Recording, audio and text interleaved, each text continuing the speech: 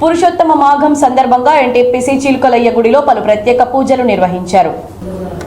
చిలుకలయ్య గుడి ఆవరణలోని శ్రీ సీతారామచంద్ర స్వామి ఆలయంలో గురువారం వేద పండితుల మంత్రోచ్చారణల నడుమ పలు ప్రత్యేక పూజలను నిర్వహించారు.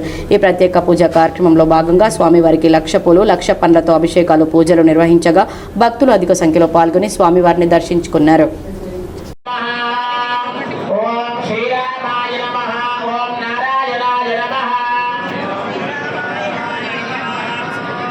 అయ్యా మీరెవరు అంటలేరు, ఖచ్చితంగా అనవలసిందే, గట్టిగా నాకు వినబడాల్సిందే.